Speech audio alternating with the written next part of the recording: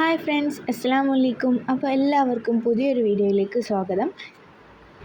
ഇന്ന് നമ്മൾ നോക്കുന്നത് 5ാം ക്ലാസ്സിലെ താരീഖിൻ്റെ മോഡൽ ക്വസ്റ്റ്യൻ പേപ്പറാണ്. അപ്പോൾ ഇതുവരെ നമ്മൾ അപ്ലോഡ് ചെയ്തിട്ടുള്ളത് അഖീദ, അഹ്ലാഖ്, ഫിഖ് എന്നീ വിഷയങ്ങളുടെ ക്വസ്റ്റ്യൻ പേപ്പറാണ്. അപ്പോൾ ഇന്നലെ ഒരു ചെറിയ സാങ്കേതിക പ്രശ്നങ്ങൾ കാരണം നമുക്ക് വീഡിയോ ഇടാൻ സാധിച്ചിട്ടുണ്ടായിരുന്നില്ല.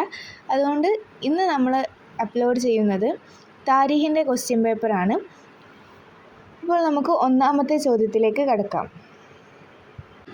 സാധാരണ പോലെ തന്നെ നമ്മുടെ ഒന്നാമത്തെ ചോദ്യം യോജിച്ചവ ചേർക്കാനാണ്. അപ്പോൾ ഒന്നാമത്തെ കോളം നമുക്ക് നോക്കാം. മരണം വരെ ഖുറൈശികളോട് പോരാടും. രണ്ടാമത്തേത് നബിയുടെ കുതിര. മുസ്ലിങ്ങൾക്ക് നിരവധി നേട്ടമുണ്ടായി. ഖുറൈശികളുടെ സഖ്യകക്ഷി. മുസ്ലിങ്ങളുടെ സഖ്യകക്ഷി അഹ്സാബ്. ഇനി കോളം ബിയിൽ തന്നിട്ടുള്ളത് ഹുദൈബിയ കരാർ, ഖന്തക്ക് യുദ്ധം, ബൈഅത്തു റിദ്വാൻ, ബനു ബക്കർ, ഹുസാഅത്ത്, ബൈലാ. ഇനി നമുക്ക് ഇതിനോട് യോജിച്ച ഉത്തരങ്ങൾ നോക്കാം. മരണം വരെ ഖുറൈശികളോട് പോരാടും. മരണം വരെ ഖുറൈശികളോട് പോരാടും എന്നതിന് യോജിച്ച ഉത്തരം ഏതാണ്? ബൈഅത്തു റിദ്വാൻ. ബൈഅത്തു റിദ്വാനാണ് മരണം വരെ ഖുറൈശികളോട് പോരാടും എന്നതിന് യോജിച്ച ഉത്തരം. രണ്ടാമത്തെ ചോദ്യം നബിയുടെ കുതിര. നബിയുടെ കുതിരയുടെ പേരെന്തായിരുന്നു? നമുക്കറിയാം, ബൈലാ ആണ് നബിയുടെ കുതിരയുടെ പേര്. മൂന്നാമത്തെ ചോദ്യം മുസ്ലിങ്ങൾക്ക് നിരവധി നേട്ടമുണ്ടായി. മുസ്ലിങ്ങൾക്ക് എന്തിലൂടെയാണ് നിരവധി നേട്ടമുണ്ടായത്? ഹുദൈബിയ കരാർ. ഹുദൈബിയ കരാറിലൂടെയാണ് മുസ്ലിങ്ങൾക്ക് നിരവധി നേട്ടമുണ്ടായത്. നാലാമത്തെ ചോദ്യം ഖുറൈശികളുടെ സഖ്യകക്ഷി. ഖുറൈശികളുടെ സഖ്യകക്ഷി ആരായിരുന്നു? ബനു ബക്കർ ഗോത്രക്കാരായിരുന്നു ഖുറൈശികളുടെ സഖ്യകക്ഷി. അഞ്ചാമത്തെ ചോദ്യം മുസ്ലിങ്ങളുടെ സഖ്യകക്ഷി. മുസ്ലിങ്ങളുടെ സഖ്യകക്ഷി ആരായിരുന്നു? ഹുസാഅത്ത്. ഹുസാഅത്താണ് മുസ്ലിങ്ങളുടെ സഖ്യകക്ഷി. ഇനി ആറാമത്തേത് അഹ്സാബ്. അഹ്സാബ് ഏത് യുദ്ധത്തിൻ്റെ മറ്റൊരു പേരാണ്? ഖന്തക്ക് യുദ്ധത്തിൻ്റെ മറ്റൊരു പേരാണ് അഹ്സാബ് എന്നുള്ളത്. അപ്പോൾ ഇത്രയുമാണ് ഇതിൻ്റെ ഉത്തരം. ഇനി നമുക്ക് രണ്ടാമത്തെ ചോദ്യത്തിലേക്ക് നോക്കാം. രണ്ടാമത്തെ ചോദ്യം എന്താണ്? പൂർത്തിയാക്കാം. പൂർത്തിയാക്കാനാണ് ഇവിടെ തന്നിട്ടുള്ളത്. ഇനി നമുക്ക് ഒന്നാമത്തെ ചോദ്യം വായിച്ച് നോക്കാം. നബി തങ്ങളുടെ പിതൃവ്യൻ ഹംസ റളിയല്ലാഹു അൻഹു ഉൾപ്പെടെ 70 സ്വഹാബികൾ. ഇതിൻ്റെ ബാക്കി പൂരിപ്പിക്കാനാണ് നമ്മളോട് ചോദിച്ചിട്ടുള്ളത്. നബി തങ്ങളുടെ പിതൃവ്യൻ ഹംസ റളിയല്ലാഹു അൻഹു ഉൾപ്പെടെ 70 സ്വഹാബികൾ ഉഹദിൽ ഷഹീദായി എന്നാണ് അവിടെ പൂരിപ്പിക്കേണ്ടത്. രണ്ടാമത്തെ ചോദ്യം നബി സല്ലല്ലാഹു അലൈഹി വസല്ലം തങ്ങൾ സംബന്ധിച്ച യുദ്ധങ്ങൾക്ക് എന്ത് പറയും? നബി സല്ലല്ലാഹു അലൈഹി വസല്ലം തങ്ങൾ സംബന്ധിച്ച യുദ്ധങ്ങൾക്ക് പറയുന്ന പേരാണ് അവിടെ പൂരിപ്പിക്കേണ്ടത്. എന്താണ് നബി സല്ലല്ലാഹു അലൈഹി വസല്ലം തങ്ങൾ സംബന്ധിച്ച യുദ്ധങ്ങൾക്ക് പറയുന്ന പേര്? അസ്വത്ത്. നബി സല്ലല്ലാഹു അലൈഹി വസല്ലം തങ്ങൾ സംബന്ധിച്ച യുദ്ധങ്ങൾക്ക് അസ്വത്ത് എന്ന് പറയും. മൂന്നാമത്തെ ചോദ്യം മദീനയുടെയും ഷാമിൻ്റെയും ഇടയിലുള്ള പ്രദേശമാണ്. മദീനയുടെയും ഷാമിൻ്റെയും ഇടയിലുള്ള പ്രദേശമാണ് ഖൈബർ. മദീനയുടെയും ഷാമിൻ്റെയും ഇടയിലുള്ള പ്രദേശമാണ് ഏത്? ഖൈബർ. അവിടെ പൂരിപ്പിക്കേണ്ടത് ഖൈബർ എന്നാണ്. ഇനി മൂന്നാമത്തെ ചോദ്യത്തിലേക്ക് കടക്കാം. ഉത്തരം എഴുതാം. ഉത്തരം എഴുതാനാണ് ചോദിച്ചിട്ടുള്ളത്. ബദറിൽ മുസ്ലിങ്ങളുടെ അവലംബം എന്തായിരുന്നു? നമുക്കറിയാം, ബദറിൽ മുസ്ലിങ്ങളുടെ അവലംബം അള്ളാഹുവിലുള്ള അടിയുറച്ച വിശ്വാസമായിരുന്നു. അള്ളാഹുവിലുള്ള അടിയുറച്ച വിശ്വാസമായിരുന്നു മുസ്ലിങ്ങളുടെ ബദറിലെ അവലംബം. ജബലു റുമാത്തിൽ നിർത്തിയവരോട് നബി സല്ലല്ലാഹു അലൈഹി വസല്ലം നൽകിയ നിർദ്ദേശം എന്തായിരുന്നു? ജബലു റുമാത്തിൽ നിർത്തിയവരോട് നബി സല്ലല്ലാഹു അലൈഹി വസല്ലം നൽകിയ നിർദ്ദേശം എന്തായിരുന്നു? ഞാൻ തിരിച്ചു വിളിക്കുന്നത് വരെ ആരും താഴെ ഇറങ്ങരുത് എന്ന് നബി സല്ലല്ലാഹു അലൈഹി വസല്ലം അവരോട് നിർദ്ദേശിച്ചിരുന്നു. എന്താണ് നബി സല്ലല്ലാഹു അലൈഹി വസല്ലം നിർദ്ദേശിച്ചിട്ടുണ്ടായിരുന്നത്? ഞാൻ തിരിച്ചു വിളിക്കുന്നത് വരെ ആരും താഴെ ഇറങ്ങരുത് എന്ന് നബി സല്ലല്ലാഹു അലൈഹി വസല്ലം അവരോട് നിർദ്ദേശിച്ചിരുന്നു. ഇനി മൂന്നാമത്തെ ചോദ്യം നോക്കാം. ഖൈബറിൽ നബി സല്ലല്ലാഹു അലൈഹി വസല്ലം തങ്ങളോടൊപ്പം എത്ര സ്വഹാബികൾ ഉണ്ടായിരുന്നു? ഖൈബറിൽ നബി സല്ലല്ലാഹു അലൈഹി വസല്ലം തങ്ങളോടൊപ്പം എത്ര സ്വഹാബികൾ ഉണ്ടായിരുന്നു? നമുക്കറിയാം, നബി സല്ലല്ലാഹു അലൈഹി വസല്ലമയോട് കൂടെ ഹൈബറിൽ കുതിരപ്പടയാളികളടക്കം 1600 സ്വഹാബികൾ ഉണ്ടായിരുന്നു. എത്ര സ്വഹാബികളാണ് ഉണ്ടായിരുന്നത്? 1600 സ്വഹാബികൾ. നാലാമത്തെ ചോദ്യം, മക്ക വിജയ ദിവസം കഅബയുടെ സമീപം എത്തിയപ്പോൾ നബി സല്ലല്ലാഹു അലൈഹി വസല്ലം എന്ത് പറഞ്ഞു? എന്താണ് ചോദ്യം? മക്ക വിജയ ദിവസം കഅബയുടെ സമീപം എത്തിയപ്പോൾ നബി സല്ലല്ലാഹു അലൈഹി വസല്ലം എന്ത് പറഞ്ഞു? നബി സല്ലല്ലാഹു അലൈഹി വസല്ലം എന്താണ് പറഞ്ഞിട്ടുള്ളത്? വഖുൽ ജാഅൽ ഹഖ്ഖു വസഹഖൽ ബാത്തിലു ഇന്നൽ ബാത്തില കാന സഹൂക. എന്താണ് പറഞ്ഞിട്ടുണ്ടായിരുന്നത്? വഖുൽ ജാഅൽ ഹഖ്ഖു വസഹഖൽ ബാത്തിലു ഇന്നൽ ബാത്തില കാന സഹൂക.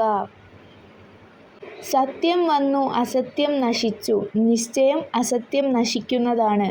എന്താണ്? സത്യം വന്നു, അസത്യം നശിച്ചു, നിശ്ചയം അസത്യം നശിക്കുന്നതാണ്. വഖുൽ ജാഅൽ ഹഖ്ഖു വസഹഖൽ ബാത്തിലു ഇന്നൽ ബാത്തില കാന സഹൂക. ഇനി അഞ്ചാമത്തെ ചോദ്യം നോക്കാം. ഇസ്ലാമിക യുദ്ധങ്ങളുടെ ഉദ്ദേശം എന്ത്? എന്താണ് ചോദ്യം? ഇസ്ലാമിക യുദ്ധങ്ങളുടെ ഉദ്ദേശം എന്ത്? ഉത്തരം എന്താണ്? അക്രമമല്ല, ആത്മരക്ഷയാണ് ഇസ്ലാമിലെ യുദ്ധങ്ങളുടെ ഉദ്ദേശം. അക്രമമല്ല, ആത്മരക്ഷയാണ് ഇസ്ലാമിലെ യുദ്ധങ്ങളുടെ ഉദ്ദേശം. ആറാമത്തെ ചോദ്യം, അബൂ സുഫിയാൻ ഇസ്ലാം സ്വീകരിച്ചു എവിടെ? അബൂ സുഫിയാൻ ഇസ്ലാം സ്വീകരിച്ചു എവിടെ? അബൂ സുഫിയാൻ ഇസ്ലാം സ്വീകരിച്ചത് എവിടെ വെച്ചായിരുന്നു? മറുൽ അഹ്റാൻ എന്ന സ്ഥലത്ത് വെച്ചായിരുന്നു. മറുൽ അഹ്റാൻ എന്ന സ്ഥലത്ത് നബി സല്ലല്ലാഹു അലൈഹി വസല്ലം തങ്ങളും സ്വഹാബികളും ഇറങ്ങുകയുണ്ടായി. അപ്പോൾ അവിടെ വെച്ച് അബ്ബാസ് റളിയല്ലാഹു അൻഹു അബൂ സുഫിയാനെ നബി സല്ലല്ലാഹു അലൈഹി വസല്ലമയുടെ സന്നിധിയിൽ ഹാജരാക്കുകയും നബി സല്ലല്ലാഹു അലൈഹി വസല്ലമയുടെ സന്നിധിയിൽ നിന്ന് അബൂ സുഫിയാൻ ഇസ്ലാം സ്വീകരിക്കുകയും ചെയ്തു. ഏഴാമത്തെ ചോദ്യം നോക്കാം. നീ തവാഫ് ചെയ്യുക, മറ്റാരെയും അനുവദിക്കില്ല. ഇത് ആരോട് പറഞ്ഞതായിരുന്നു? നീ തവാഫ് ചെയ്യുക, മറ്റാരെയും അനുവദിക്കില്ല. ഇത് ആരോട് പറഞ്ഞതായിരുന്നു? ഖുറൈശികൾ ഉസ്മാൻ റളിയല്ലാഹു അൻഹുവിനോട് പറഞ്ഞതായിരുന്നു ഇത്. ഖുറൈശികൾ ഉസ്മാൻ റളിയല്ലാഹു അൻഹുവിനോടാണ് ഇങ്ങനെ പറഞ്ഞത്. നാലാമത്തെ ചോദ്യം നോക്കാം. പൂരിപ്പിക്കാനാണ് ചോദിച്ചിട്ടുള്ളത്. 2 ഹദീസുകൾ ഇവിടെ തന്നിട്ടുണ്ട്. അത് രണ്ടും നമ്മൾ പൂരിപ്പിക്കാനാണ് പറഞ്ഞത്. അപ്പോൾ ഒന്നാമത്തെ ചോദ്യം, മൻ ദഖല ദാര ഡാഷ് ഫഹുവ ആമിനുൻ. മൻ ദഖല ദാര അബി സുഫിയാന ഫഹുവ ആമിനുൻ. അവിടെ എന്താണ് പൂരിപ്പിക്കേണ്ടത്? മൻ ദഖല ദാര അബി സുഫിയാന ഫഹുവ ആമിനുൻ. ഇനി രണ്ടാമത്തെ ചോദ്യം നോക്കാം. വഖുൽ ജാ ഡാഷ് വസഹക ഡാഷ് ഇന്ന ഡാഷ് സഹൂക. അവിടെ എന്താണ് ഉത്തരം വരിക? വഖുൽ ജാഅൽ ഹഖ്ഖു വസഹഖൽ ബാത്തിലു ഇന്നൽ ബാത്തില കാന സഹൂക. വഖുൽ ജാഅൽ ഹഖ്ഖ വസഹഖൽ ബാത്തിലു ഇന്നൽ ബാത്തില കാന സഹൂക.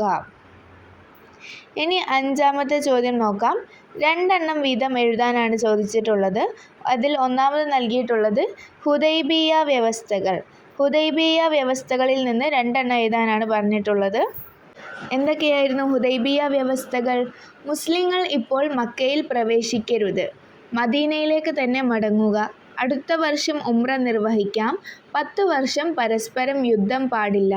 ഇതൊക്കെയായിരുന്നു ഹുദൈബിയ വ്യവസ്ഥകൾ. അപ്പോൾ ഇതിൽ നിന്ന് ഏതെങ്കിലും 2 നമ്മൾ എഴുതിയാൽ മതി. ഇനി രണ്ടാമത്തെ ചോദ്യം, മക്ക വിജയത്തിൻ്റെ സന്ദേശങ്ങളിൽ നിന്നും 2 എഴുതുക. മക്ക വിജയത്തിൻ്റെ സന്ദേശങ്ങൾ എന്തെല്ലാമായിരുന്നു? മക്ക വിജയത്തിൻ്റെ സന്ദേശങ്ങളിൽ പെട്ടതാണ് വലിയ വിജയത്തിലും അമിതമായ ആഹ്ലാദമോ അക്രമമോ ഇല്ല, ക്ഷമയുടെയും കാത്തിരിപ്പിൻ്റെയും വിജയമാണത്, ശത്രുക്കൾ പോലും വിസ്മയിച്ച പുറത്തു കൊടുക്കലിൻ്റെ ദിവസം. എന്തൊക്കെയാണ്? വലിയ വിജയത്തിലും അമിതമായ ആഹ്ലാദമോ അക്രമമോ ഇല്ല, ക്ഷമയുടെയും കാത്തിരിപ്പിൻ്റെയും വിജയമാണത്, ശത്രുക്കൾ പോലും വിസ്മയിച്ച പുറത്തു കൊടുക്കലിൻ്റെ ദിവസം. ഇവയെല്ലാമാണ് മക്ക വിജയത്തിൻ്റെ സന്ദേശങ്ങൾ. ആറാമത്തെ ചോദ്യം നോക്കാം. ഹിജ്റ വർഷം മാസം എഴുതാം. ഹിജ്റ വർഷവും മാസവും എഴുതാനാണ് 3 ചോദ്യങ്ങൾ നമുക്കിവിടെ നൽകിയിട്ടുണ്ട്. ബദർ യുദ്ധം, ഹുദൈബിയ കരാർ, ഖൈബർ ഉപരോധം. ഇവയെല്ലാം നടന്ന ഹിജ്റ വർഷവും മാസവും എഴുതാനാണ് ചോദിച്ചിട്ടുള്ളത്. അപ്പോൾ നമുക്ക് ഉത്തരം നോക്കാം. ഒന്നാമത്തെ ചോദ്യം ബദർ യുദ്ധം. ബദർ യുദ്ധം ഏത് വർഷമായിരുന്നു നടന്നിട്ടുണ്ടായിരുന്നത്? ബദർ യുദ്ധം ഹിജ്റ 2-ാം വർഷം റമളാനിലായിരുന്നു നടന്നിട്ടുണ്ടായിരുന്നത്. ഹിജ്റ 2-ാം വർഷം റമളാനിലായിരുന്നു ബദർ യുദ്ധം നടന്നിട്ടുണ്ടായിരുന്നത്. രണ്ടാമത്തെ ചോദ്യം ഹുദൈബിയ കരാർ. ഹുദൈബിയ കരാർ ഹിജ്റ 6-ാം വർഷം ദുൽഖഅദ മാസത്തിലായിരുന്നു ഉണ്ടായിരുന്നത്. ഹിജ്റ 6-ാം വർഷം ദുൽഖഅദ മാസത്തിലായിരുന്നു ഹുദൈബിയ സന്ധി. ഖൈബർ ഉപരോധം. ഖൈബർ ഉപരോധം ഏത് വർഷമായിരുന്നു? ഹിജ്റ 7-ാം വർഷം മുഹറം മാസത്തിലായിരുന്നു ഖൈബർ ഉപരോധം. ഹിജ്റ 7-ാം വർഷം മുഹറം മാസത്തിലായിരുന്നു ഖൈബർ ഉപരോധം. അപ്പോൾ താരീഖിൻ്റെ ക്വസ്റ്റ്യൻ പേപ്പർ ഇത്രയേ ഉള്ളൂ. എല്ലാവർക്കും വീഡിയോ ഇഷ്ടമായാൽ ലൈക്ക് ചെയ്യുക. ഇതുവരെ ചാനൽ സബ്സ്ക്രൈബ് ചെയ്യാത്തവർ സബ്സ്ക്രൈബ് ചെയ്യുക. അടുത്ത വീഡിയോയിൽ തജ്വീദിൻ്റെയും ലിസാനിൻ്റെയും ചോദ്യപേപ്പർ ഡിസ്കസ് ചെയ്യുന്നതാണ്. അപ്പോൾ ഇതുവരെ ഇട്ട വീഡിയോസ് ആരും കണ്ടിട്ടില്ലെങ്കിൽ അക്കീദയുടെയും അഹ്ലാക്കിൻ്റെയും ഫിഖഹിൻ്റെയും ചോദ്യപേപ്പർ നിർബന്ധമായും കാണുക. അപ്പോൾ എല്ലാവർക്കും വിജയാശംസകൾ.